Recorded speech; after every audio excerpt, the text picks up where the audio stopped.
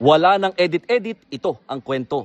Nandito ako ngayon sa Sitio Manabayukan sa Barangay Odonel sa bayan ng Capa sa Tarlac kung saan isa ito sa pinaniniwalaan at pinangangambahang posibleng madamay sa itatayong Pax Silica dito sa ating bansa.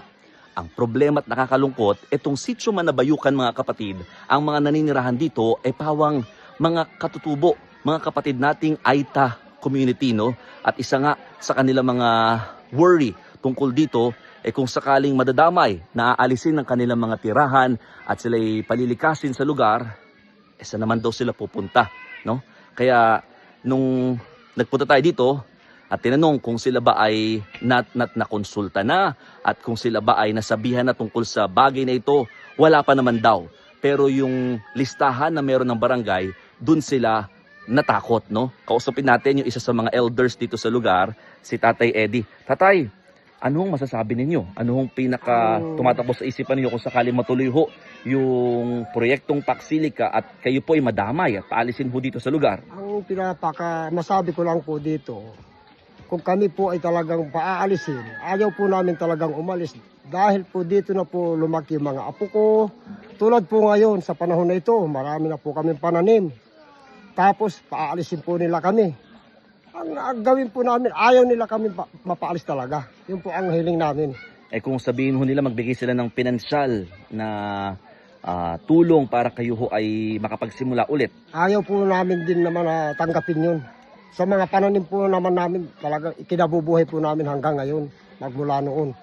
Kaya yun po lang ang masasabi ko, sir, talaga. Pero tanong lang, tatay, may pumunta na, alam niyo ho ba yung Pax Silica? Hindi po namin alam yan kasi kahit ano po ang mangyari, kung paalisin na yan, Pero ayaw po namin talagang mapaalis. Pero may pumunta na ho ba dito mga taga BCDA at ipinaliwanag ho yung mga maaaring mangyari o wala pa? Wala pa po talaga, sir, talaga. Wala pa naman. Opo. Maganda po yung na yan, sir, talaga.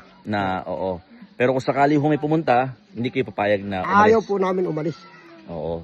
Nakikiusap talaga, no, ang mga, salamat po Tatay Eddie, no, nakikiusap halos ang mga kapatid nating katutubo dito sa area na kung sakaling nga matuloy yung proyekto, wag naman daw sanang madamay yung kanilang mga simpleng pamumuhay dito sa lugar. Halos no, mga kapatid, ang mga tahanan dito, napakasimple lamang. Mga gawa pa sa pawid yung iba, no, may iba mga sementado na, pero karamihan sa mga bahay, talagang mga gawa pa sa pawid, no? Ano mga ano yan? Kung din po yan, mga parang kawayan po. Kawayan, gawa sa kawayan, no? So, aabot sa 200 families na ang naninirahan dito sa area, no? Dito sa Sitio Manabayukan na kung sakasakali madidisplaced o mapaalis sa lugar. Awa ng Diyos, sabi naman nila, wala pa naman daw lumalapit, pero kasi yung listahan na meron ho ang barangay, kasama itong Sitio Manabayukan sa mga pinaka maapektuhan. Pakita ko na sa inyo, no, talaga nasa bundok ho itong lugar at dito talaga sila nagtatanim at ito yung kanilang pinaka kinamulatan na mula pagkabata hanggang ngayon na sila ay mga nagsitanda na. Kaya ang kanilang concern, kung ilalagay man daw sila sa mga bayan, baka wala daw sila magawa doon, no, at di sila mabuhay ng maayos rather than dito daw sa kanilang pinaka minamahal na lugar.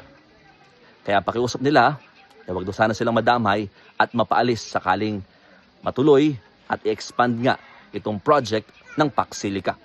O paano? Ako po si Mon Gualvez ng News 5 at yan ang istorya ngayong araw.